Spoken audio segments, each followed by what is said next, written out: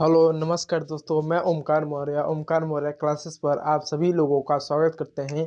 आज हम बात करने वाले हैं कक्षा 12वीं यूपी बोर्ड के बच्चों के लिए, जो वर्ष 2024 के हमारे जो बच्चे हैं उनके लिए कक्षा 12वीं इतिहास का जो फोर्थ चैप्टर है उसके बारे में आज हम पढ़ने वाले हैं। दोस्तों, जैसा कि मैं बता दूं, डेली सात शाम शाम 7 बजे हमारे इस यूट्यूब चैनल पर लाइव क्लास चलती है और इस समय भी मैं लाइव हूँ आप लोगों के साथ। यदि किसी भी प्रकार का आपका डाउट है, कोई कमेंट है, तो आप उसको लाइव चैट में आप कीजिए, मैं उसका जवाब देता हूँ।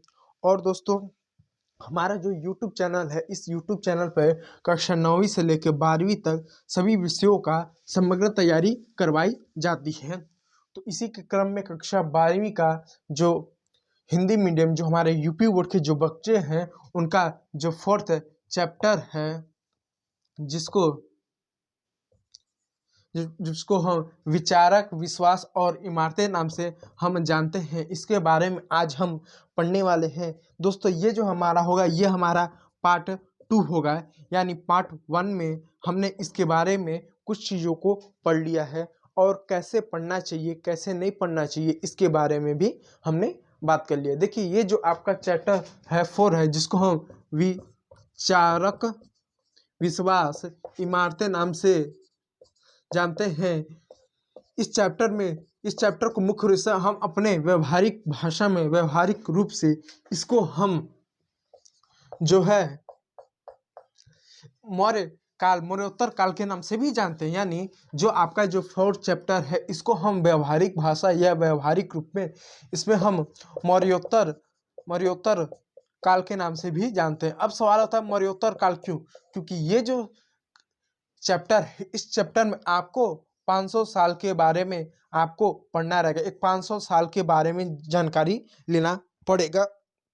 और ये जो काल रहा ना, ये मौर्य साम्राज्य के पतन के बाद रहा। और मौर्य साम्राज्य का जब भारत में जब पतन हुआ, तो हमारे पूरे भारत में बहुत सारे साम्राज्यों का उदय हुआ, छोटे बड़े। और कोई भी साम्राज्य मौर्यों की तरह शक्तिशाली एवं साम्राज्य में उतना बड़ा विशाल नहीं था।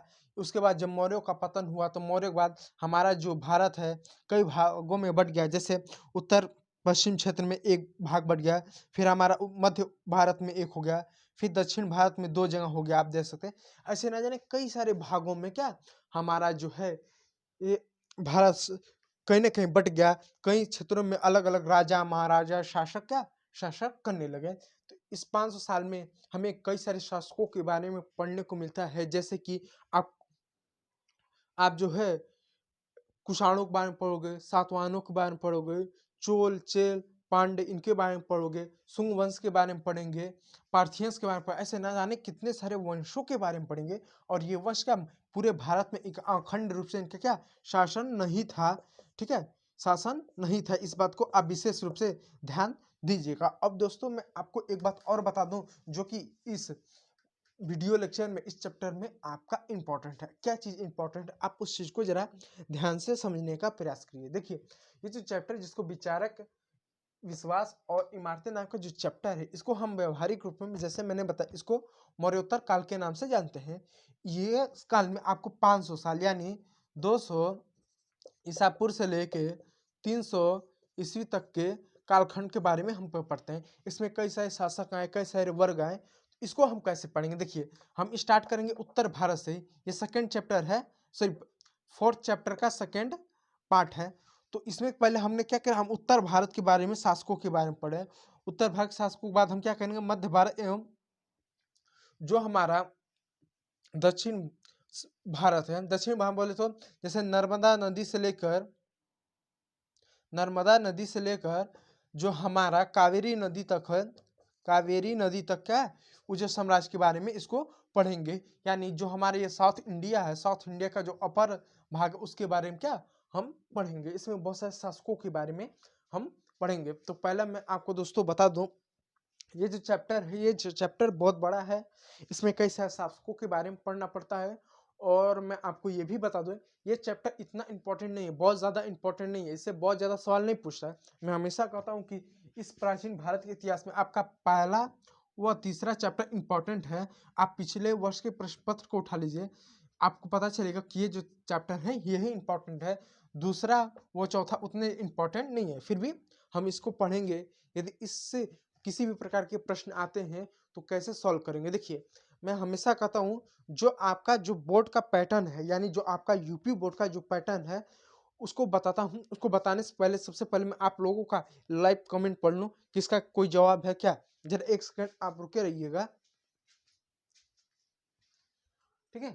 तो किसी का कोई भी कमेंट नहीं, तो ठीक है।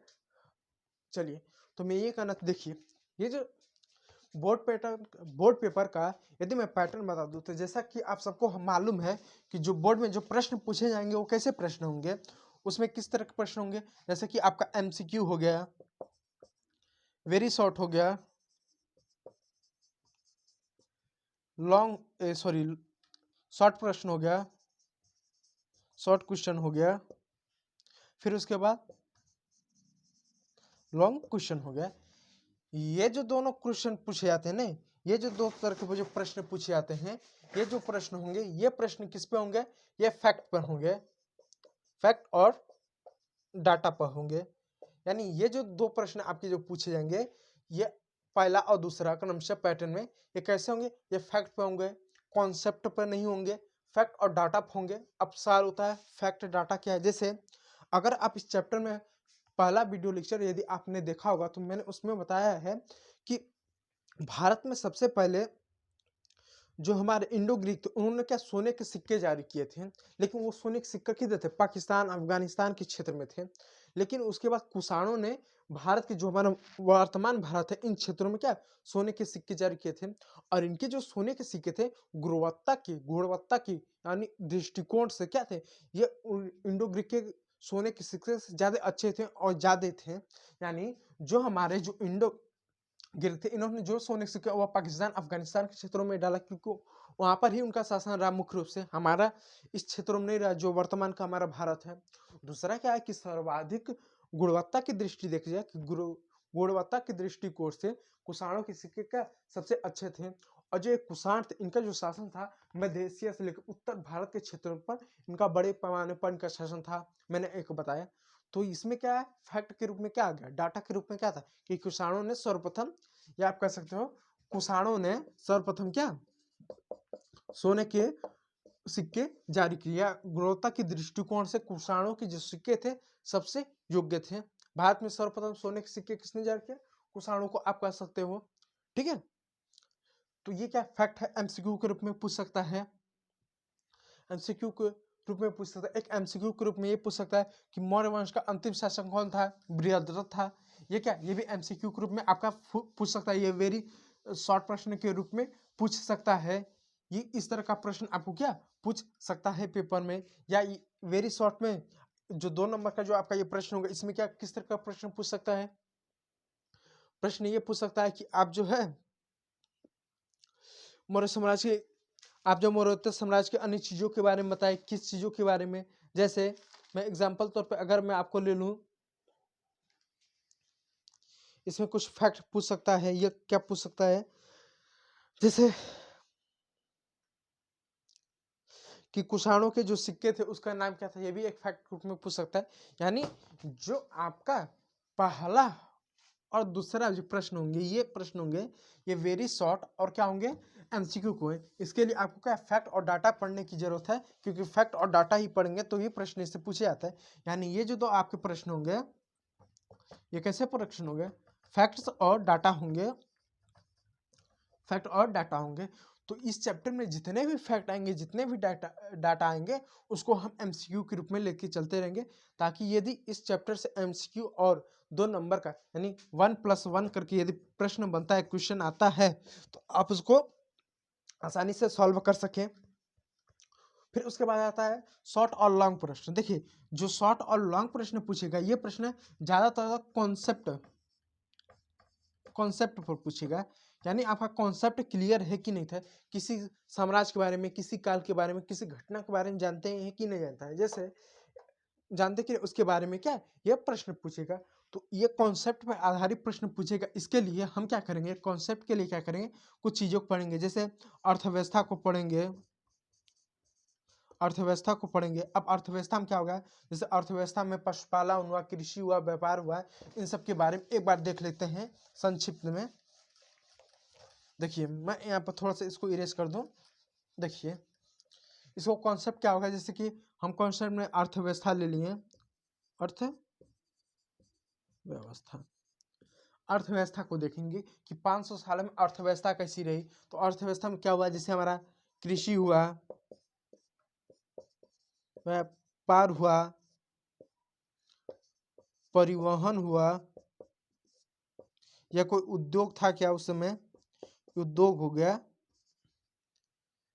और अन्य, इन सभी चीज़ों को क्या करेंगे अर्थव्यवस्था में हम देखेंगे कॉन्सेप्ट, ताकि यदि इस पे किसी भी टॉपिक पर प्रश्न आ गया, अगर आपको 150 शब्द लिखने के लिए या 250 शब्द लिखने के लिए, तो आप फैक्ट नहीं याद करना पड़ेगा। यहाँ पर बहुत ज़्यादा फैक्ट लिखोगे तो नहीं काम चलेगा, बहुत ज़्यादा डाटा लिखोगे तो काम नहीं चलेगा। डाटा यानी जानकारी नहीं, यहाँ पर आपको कॉन्सेप्ट लिखना पड़ेगा, चीज़ों की समझ होनी चाहिए।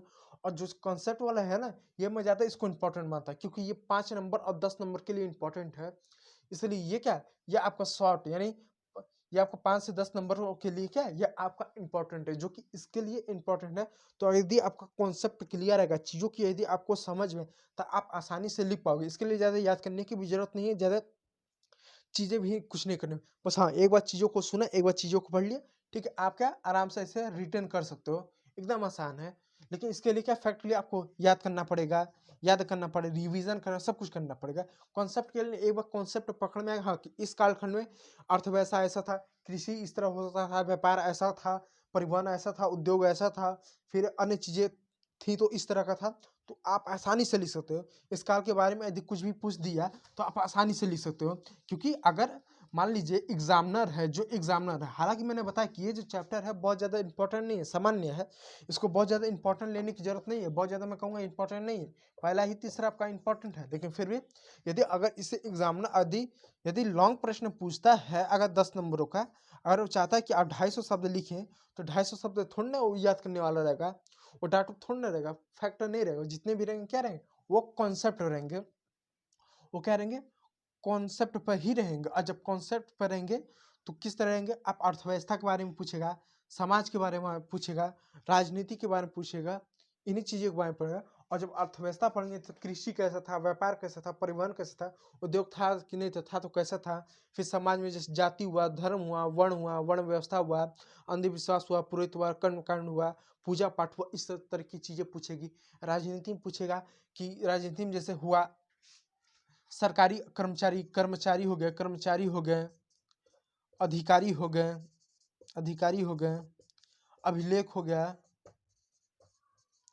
अभिलेख मतलब उनके द्वारा जो सरकारी अभिलेख हो गया, या जो आपका युद्ध हो गया, सरकारी पहल हो गया, सरकारी पहल यानी सरकार द्वारा प्रशासन में क्या चीज़ें कही गई थी, इन सभी चीज़ों के बारे में पूछेगा। तो जब 250 शब्द में कुछ पूछेगा, अगर इतने सारी चीज़ों को आप लिख देंगे, तो इस बात की संभावना रहती है कि आपको एग्जामिनर क्या आपको नंबर दे दे। इसलिए 10 नंबर के प्रश्न, पहली बात आप मान लीजिए 10 या 6 नंबर के प्रश्न आपके क्या पूछे नहीं जाएंगे, अगर पूछे भी जाएंगे तो कॉन्सेप्ट पे होंगे, ताकि आप इन सभी चीज़ों के बारे में लिख देंगे। तो एक हुआ अर्थव्यवस्था आपका हो गया, दूसरा हो गया समाज हो गया, समाज में क्या हुआ, जाति हुआ, धर्म हुआ, वर्ण हुआ, विचारक हो गया, इत्यादि इत्यादि चीज़ों के बारे में ही पढ़ेगा। तीसरा आपका क्या हो गया, तीसरा आपका हो गया राजनीति। राजनीति में क्या पूछ देगा, राजनीति में जैसे हो गया सेना हो गया, या युद्ध हो गया, कर्मचारी हो गया, अधिकारी हो गया, इस तरह की चीज़ें पूछेगा। अगर पूछेगा भी 10 नंबर या 6 नंबर में, तो इस तरह की चीज़ें पूछेगा। और एमसीक्यू में पूछेगा तो केवल फैक्ट और कॉन्सेप्ट ही पूछेगा। तो सबसे पहले ये जो आपका जो चैप्टर है, इस चैप्टर में मैंने पहले चैप्टर में एक समरी के रूप में ये बताना चाहता हूँ कि इस 500 साल में पूरे भारत में किस तरह के साम्राज्य थे, कौन कौन से साम्राज्य थे, किस तरह के साम्राज्यों का क्या शासन रहा है भारत में, ठीक है, ताकि आप क्या चीज़ों को समझ सके, ताकि ऐसा ना लगे कि ना चीज़ें तो समझ में नहीं आ रही हैं, ताकि आप क्या करो, चीज़ों को समझ सकें, चीज़ों क्या क्या आप समझ सके और आपकी समझ से क्या बाहर ना जाए। ठीक है,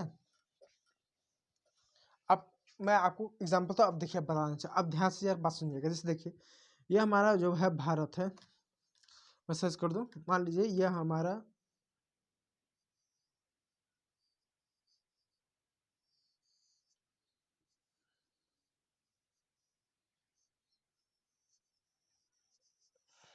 मान लीजिए भारत है, मान लीजिए आप सपोज कर लीजिए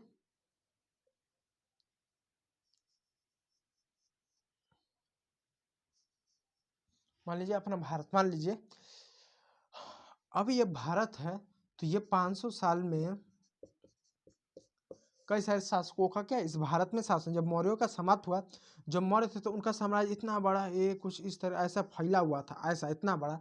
अब तो मौर्य रहे नहीं, तो मौर्यों के पतन के बाद क्या धीरे धीरे धीरे धीरे क्या होने लगा, मौर्यों के पतन के बाद धीरे धीरे क्या होने लगा, ये साम्राज्य क्या कई भागों में टूटने लगा, कई भागों में टूटने लगा। जैसे इधर टूटने लगा, जैसे इधर का साम्राज्य हो गया, कई इधर बन गया, इधर बन गया, फिर इधर बन गया, इस तरह से ऐसे क्या कई सारे साम्राज्य आने लगे। तो इस 500 साल में कितने शासक रहे हैं, जो प्रमुख शासक रहे हैं उनके बारे में क्या हम पहले तो पढ़ लेते हैं, कौन के जैसे कौन कौन से प्रमुख शासन रहे हैं उनके बारे में जैसे पढ़ लूँ।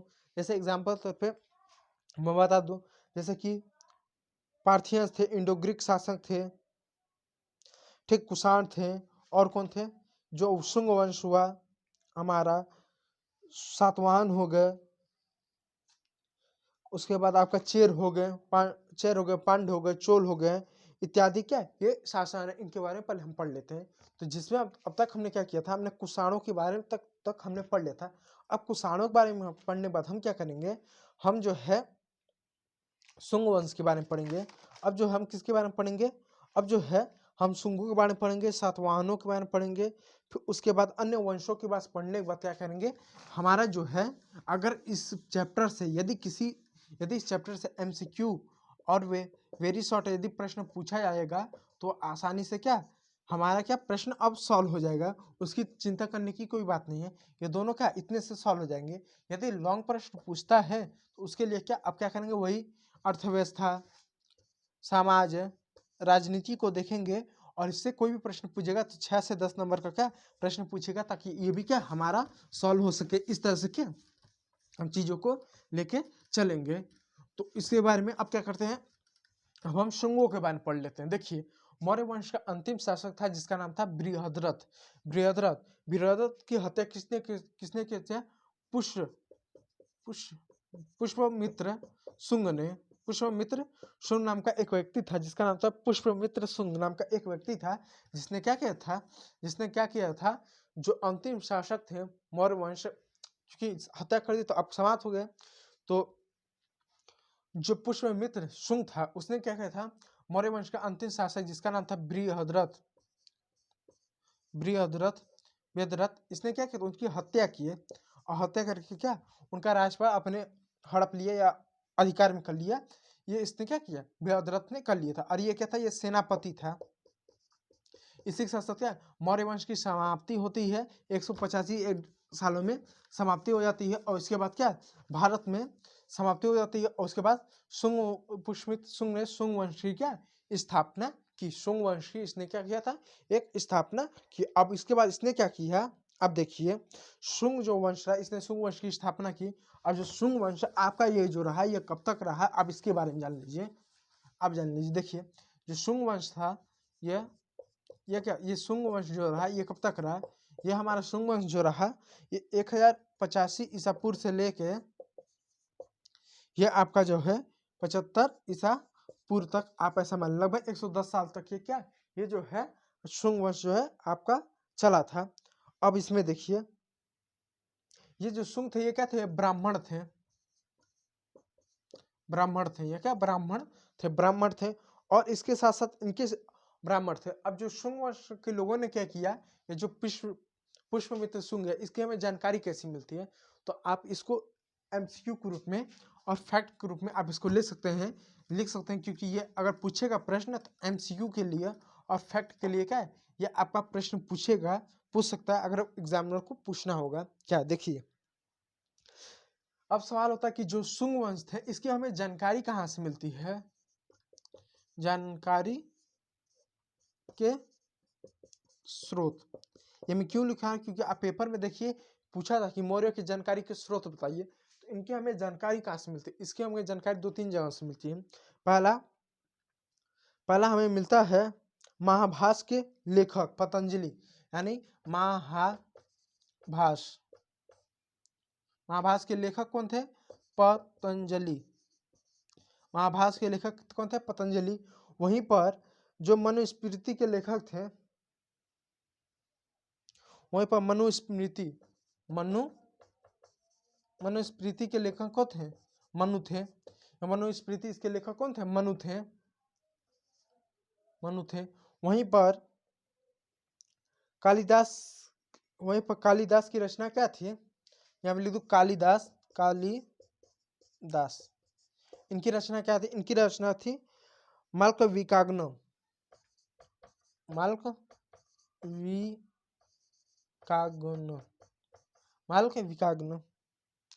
यानी मालविकाग्न मित्र। ये किसकी ये जो है ये किसकी रचना थी? ये कालिदास की रचना थी। तो यानी महाभाष्य के लेखक कौन थे? पतंजलि थे। मनुस्मृति के लेखक कौन थे? मनु थे।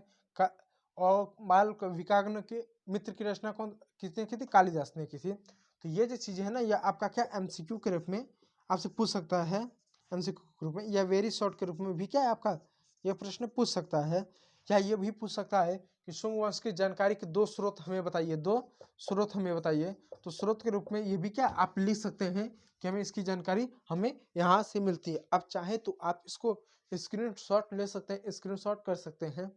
आपके लिए क्या है ये इंपॉर्टेंट है। आप एक ठीक है, अब देखिए अब आपको दिख रहा है ना? चलिए ठीक है, तो आप क्या स्क्रीनशॉट ले सकते हैं। और आप लोग का कोई लाइव कमेंट चैट नहीं है तो मैं इसको देख सकता हूँ। चलिए ठीक है, अब आगे देखिए, मैं इसको इरेज कर दूँ।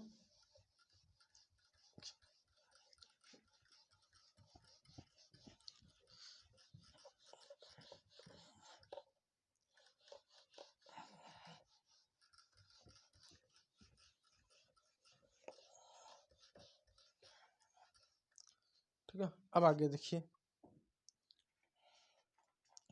शुंगों के पश्चात कौरव वंश का शासन हुआ। और जब शुंग वंश इनका समाप्त हुआ तो 75 ईसापुर से बाद क्या हुआ? ईसापुर के बाद कौवक किसका था? कौवक वंश का क्या शासन हुआ?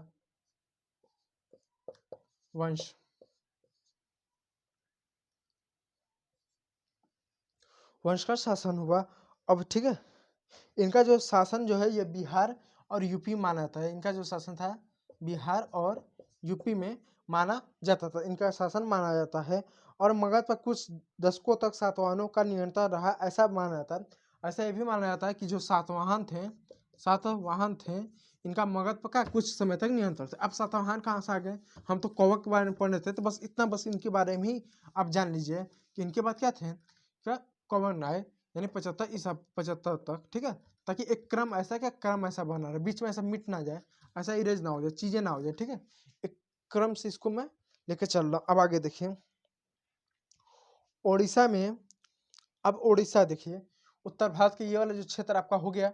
अब ओडिशा, इस सभी क्षेत्र, ओडिशा जो है हमारा आंध्र प्रदेश, कर्नाटक, इन सभी क्षेत्रों तक अब आ जाइए। देखिए ओडिशा में महामोघ वाहन वंश का या चेदी वंश का शासन हुआ। उड़ीसा में एक वंश था जिसका नाम था चेदी वंश।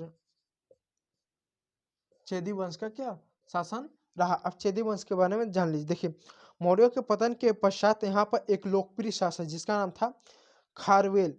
खारवेल नाम का इसका क्या एक शासक था, खारवेल नाम का यहाँ पे एक प्रसिद्ध शासन था। ठीक है, इसके बारे में अब जानकारी क्या मिलती है? इसकी जानकारी जो है हस्ती गुफा प्रशस्ति से इसका क्या हमें जानकारी मिलती है। यानी स्रोत क्या है इसके जानने के बारे में, इस वंश के बारे में? तो हस्ती गुफा, यानी स्रोत क्या है? स्रोत है हमारे हस्ती गुफा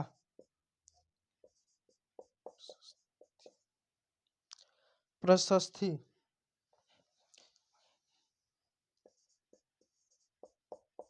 प्रशस्ति, इसके बारे में क्या हमें क्या जानकारी मिलती है। ठीक है, इसके बारे में क्या हमें क्या जानकारी मिलती है,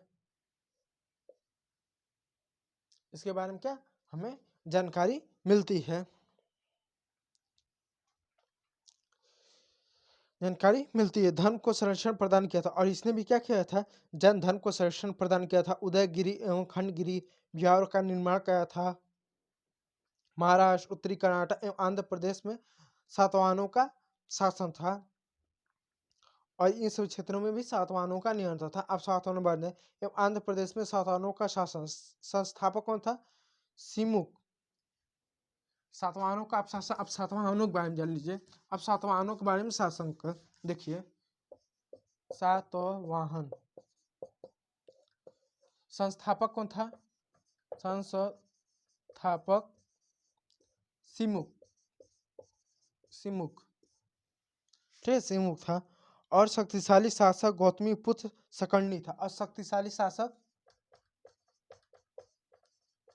शक्तिशाली शासक, शासक, शासक कौन था, गौतमीपुत्र शकर्ण था। इसका नाम था सातकर्णी था, गौतमी पुत्र सातकर्णी, गौतमी पुत्र सातकर्णी, सातकर्णी था। अब देख लीजिए, तो यानी सातवाहन, सातवाहन वंश का संस्थापक था, सिमुक था। शक्तिशाली शासन कौन था, गौतमी पुत्र सातकर्णी, सातकर्णी है क्या, सातवाहनों वंश का शासन था। अब इनका जो शासन काल रहा है, ये कब से रहा है, 1,106 ईस्वी से लेके 130 ईस्वी तक, ईस्वी तक, अब ईस्वी में आ गए, ईसा ने अब ईस्वी तक आ गए।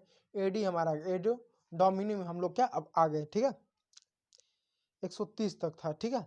इनका लगभग शासन था, 100 वर्ष से भी ज्यादा इनका क्या शासन था। अब सातवाहनों के बारे में, मौर्यों के पतन के पश्चात प्राकृतिक कारणों के साथ साथ भौतिक संस्कृति का प्रसार, जैसे लोहे की कृषि में संबंधित उपकरण, यानी अब इनका जन्म करिए, देखिए इनका जो जन्म है प्राकृतिक कारणों के साथ साथ क्या सांस्कृतिक कारणों भी कुछ कारण है जिससे जन्म हुआ, इनका जन्म हुआ। जन्म मतलब एक साम्राज्य के रूप में इनका जन्म हुआ, ये ताकतवर है। तो भौतिक साथ साथ सांस्कृतिक कारण भी था। भौतिक कारण में क्या था कि ये जो थे, इन्होंने क्या कृषि में बड़े पैमाने पर लोहे का प्रयोग किया था। अब जब कृषि में लोहे का प्रयोग कर रहे हैं तो स्वाभाविक सी बात है उपज ज्यादा होगी, और जब उपज ज्यादा होगी तो आर्थिक रूप से मजबूत होंगे। अब जो आर्थिक रूप से मजबूत होंगे तो सेना इनकी मजबूत होगी, और सेना मजबूत होगी तो प्रशासन होगा, प्रशासन अच्छा प्रशासन होगा, इसके साथ सेना होगी तो साम्राज्य क्या, साम्राज्य विस्तार होगा, विस्तार होगा, इत्यादि चीजें क्या होगा, इत्यादि चीजें होंगी। तो उपज अच्छे होने से आर्थिक रूप से मजबूत होंगे, और आर्थिक रूप से मजबूत होंगे तो सेना प्रशासन इत्यादि चीजें क्या होंगी। तो एक इनका कारण रहा था लंबे समय तक शासन करना, प्लस बड़े क्षेत्र पर क्या शासन करना, एक बहुत बड़ा क्या कारण इनका रहा सातवाहनों का शासन करना भारत के क्षेत्रों में। तो ये क्या, ये अगर आप कॉन्सेप्ट अगर आपका क्लियर रहा है कि प्राकृतिक कारणों के साथ साथ सांस्कृतिक कारण भी थे।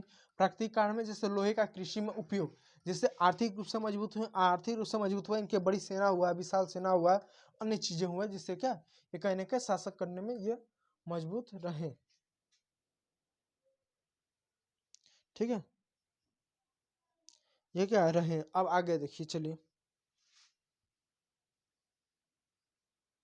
निर्माण लेखन कला इत्यादि ने इस क्षेत्र में, निर्माण लेखन कला इत्यादि ने भी इस क्षेत्र में राज्य के स्थापना में योगदान दिया। सातवाहनों की प्रशंसा पर अत्यधिक प्रभाव प्रभाव था, ठीक। अब आगे देखिए, अब मेरा हैंड रिटन नोट्स है, इसे मैं पढ़ाता हूँ आप सभी लोगों को। ये मैंने आपकी पुस्तक पढ़कर इसे हैंड रिटन नोट्स बनाया है, जिसमें जो चीज़ें इंपॉर्टेंट है उसको मैंने अवॉइड कर दिया, और जो इम्पोर्टेंट उसको एकदम टॉपिक वाइज मैंने इसको हम लेकर चल रहे हैं, ठीक है। सातवाहनों शासक का संबंध ब्राह्मण वर्ण से, हालांकि इस काल में भी बौद्ध एवं जैन धर्म को संरक्षण प्रदान किया गया।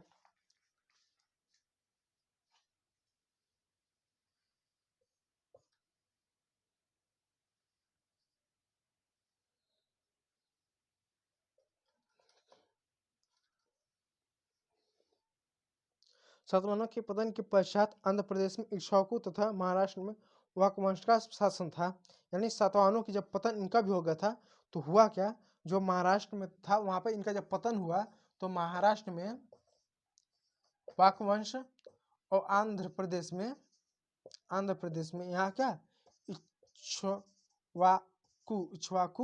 वंश का क्या शासन हुआ इस क्षेत्र में। ये भी वंश का क्या यहाँ पर शासन, ये भी दो भाग में टूट गया। तो ऐसे इन वंशों के बारे में आप क्या जानकारी रख लीजिए, ठीक है।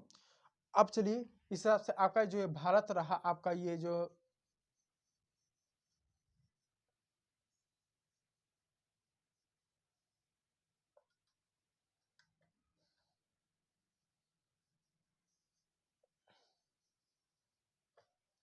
आपका मैं बाहर जरा से कर दूं अपना, तो हमारा जो भारत है ये हो गया। तो भारत में हमने क्या इन सभी क्षेत्रों के बारे में क्या इनके बारे में हमने पढ़ लिया। यहाँ पर हमने इंडो ग्रीक आक्रमण हुआ, शुंग वंश हुआ, सातवाहन हुआ, कुषाण हुए। कुषाण तो इतना क्षेत्रों में शासन रहा है, इन सभी चीजों के बारे में पढ़ लिया। फिर यहाँ पर महाराष्ट्र उड़ीसा इन क्षेत्रों में किसका शासन रहा, सातवाहनों का रहा, सातवाहन हो गया, चेदी हो गया, इन सबका शासन पढ़ लिया। अब ये सुधीर वंश, सुधीर यानी तमिलनाडु अब केरला वाले के क्षेत्रों में आ जाए, यानी इतने क्षेत्रों को क्या हमने पढ़ लिया था। अब इन क्षेत्रों में यानी तमिलनाडु केरला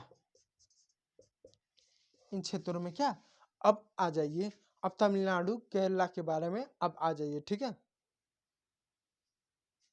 अब इन क्षेत्रों में जाइए, आप एक सेकंड रुके, सबसे पहले आप लोग का कमेंट पढ़ो।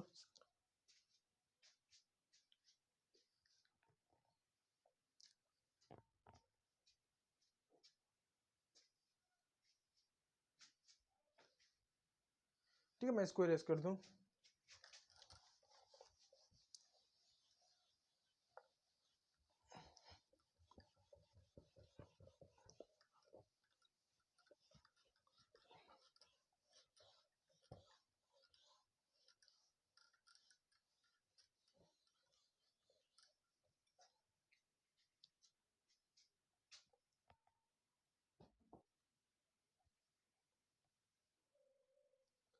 ठीक है, अब आगे देखिए।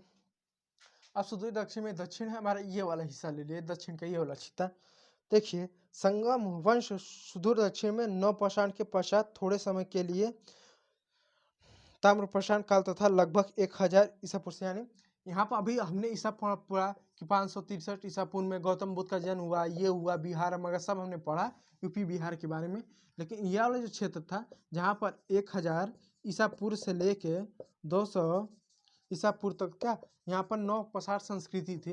यहाँ पर ना तो राजा था, ना तो साम्राज्य था, शायद स्वाभाविक सी बात है, राज्य नहीं, साम्राज्य नहीं, कर नहीं, सेना नहीं, ये चीजें क्या थी ही नहीं। आप इसको नोट कर सकते हैं।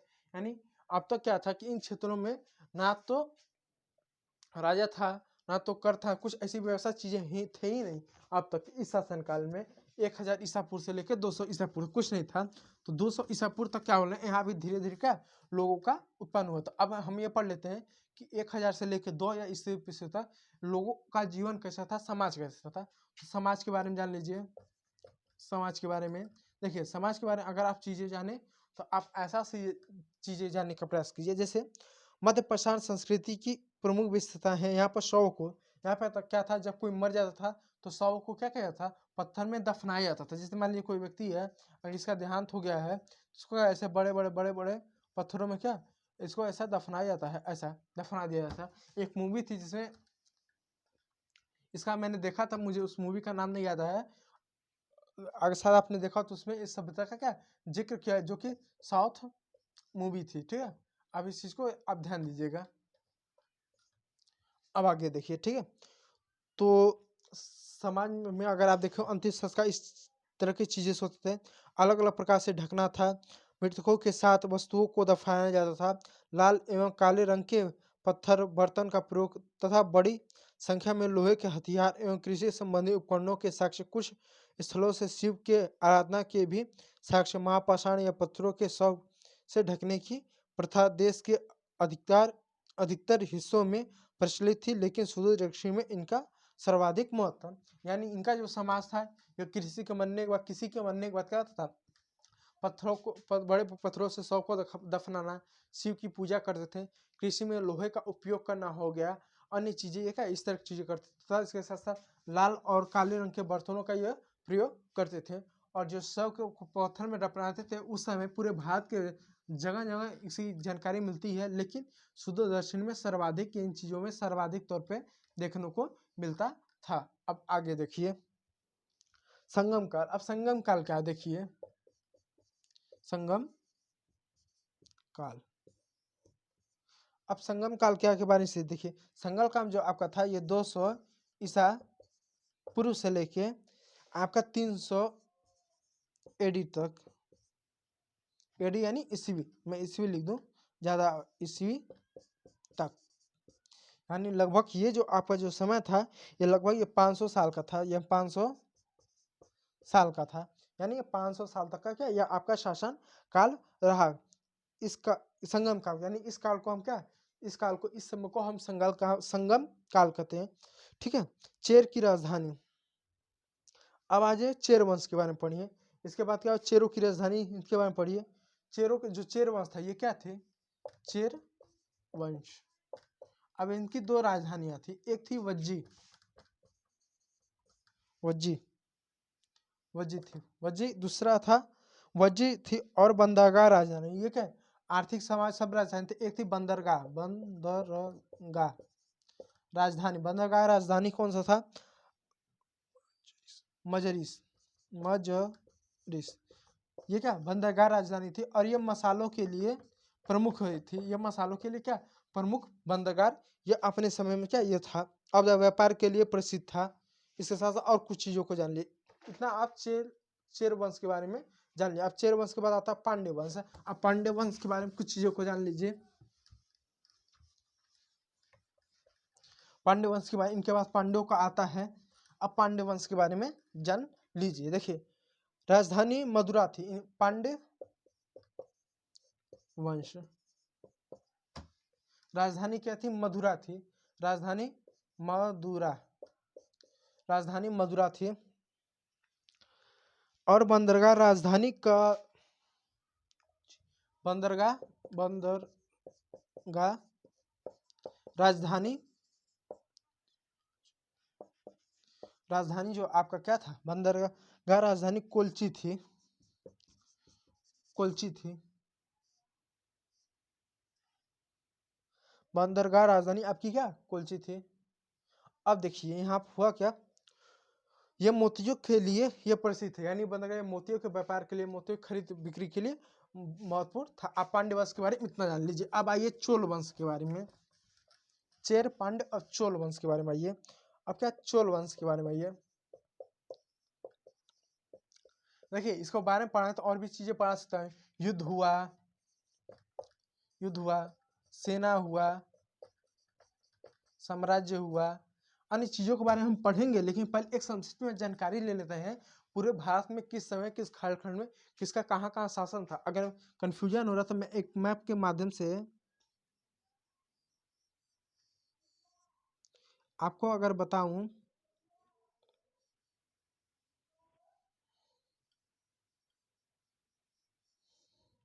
मान लीजिए भारत है, तो भारत में मैंने बता दिया ना कि यहाँ पर चोर चेल पांड हो गया, इतना क्षेत्र, फिर ये वंश है, सातवाहन हो गया, फिर उनके बाद वक और इक्ष्वाकु वंश, फिर उड़ीसा में चेदी वंश है, महाराष्ट्र समय भी सातवाहनों वंश का रहा। ठीक है, फिर इतने क्षेत्रों में क्या कुषाणों का नियंत्रण रहा, फिर अन्य लोगों का क्या पार्थियन, इन सभी चीजों का क्या इनका अच्छा खासा एक नियंत्रण रहा। इसके साथ एक और वंश के बारे में अगर आप पढ़ लो तो इन सबका क्या नियंत्रण, फिर शक का, यहाँ पर शकों का नियंत्रण है, शकों का, कुषाणों का, सातवाहनों का, चेर, पांड्य, चोल, इन सबका आप समझिए कि इस तरह से क्या इनका नियंत्रण रहा पूरे भारत में, ऐसा इनका। तो इन सबका पहले आप जान लें किसका कहाँ कहाँ पर नियंत्रण था, फिर समाज, प्रशासन, अर्थव्यवस्था, राजनीति के बारे में क्या हम पढ़ेंगे। तो चोल वंश के बाद, चोल वंश की राजधानी उरई थी, यानी इनकी जो राजधानी थी ये उरई थी, यानी राजधानी क्या थी, उरई थी। मैं ऐसा लिख दूं, राजधानी राजधानी उरई, राजधानी उरई थी। और यह सूती कपड़ा, रंग डाई साजी के, सूती कपड़ा हो गया, रंग डाई साजी सामानों के लिए, अन्य चीज़ों के लिए बहुत प्रसिद्ध था। बंदरगाह राजधानी कावेरीपट्टनम, जिसे पुहार भी कहा जाता है। संगम साहित्य, कावेरीपट्टनम लिख दूं,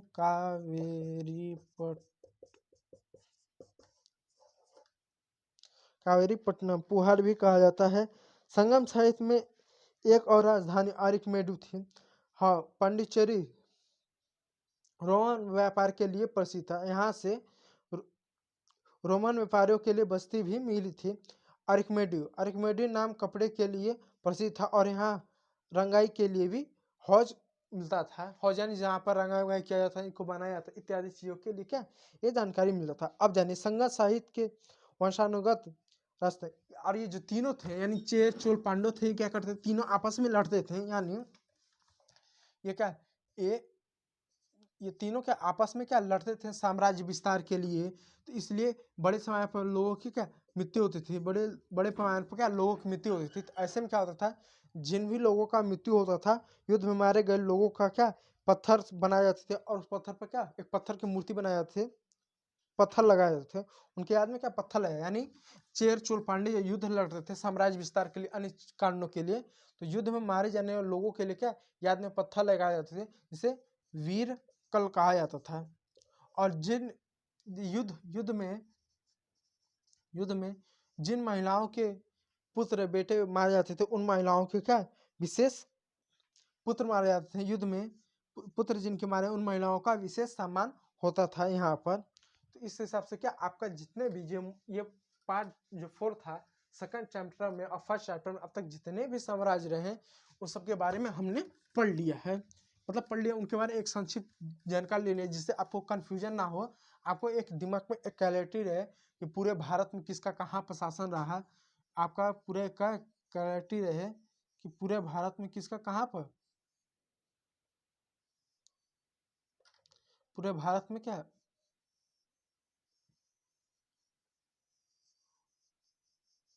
आपको क्लैरिटी रहे कि पूरे भारत में क्या किसका कहाँ पर शासन रहा, आपको चीज़ों की जानकारी है। मैंने बता दिया यहाँ पर शक हो गए, ये इतना क्षेत्र हुआ, कुषाण हो गया, ये इतना क्षेत्र हो गया, सातवाहन हो गया, और ये इतना जो क्षेत्र हो गया क्या इसका आप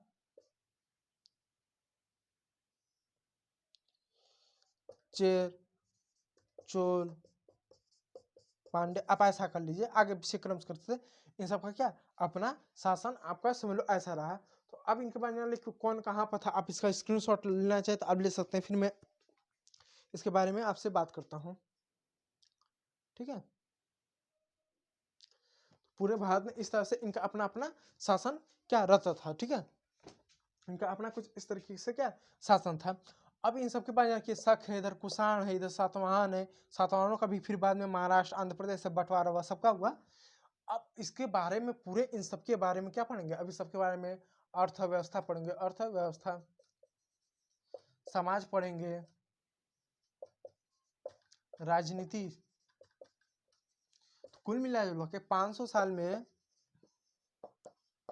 जो चौथा जो आपका ये जो चैप्टर है, इस चैप्टर के बारे में इन्हीं सब के बारे में ही पढ़ना रहता है, इनके बारे में, सब के बारे में, कुषाण के बारे, इस सब के ही बारे में ही पढ़ना रहता है।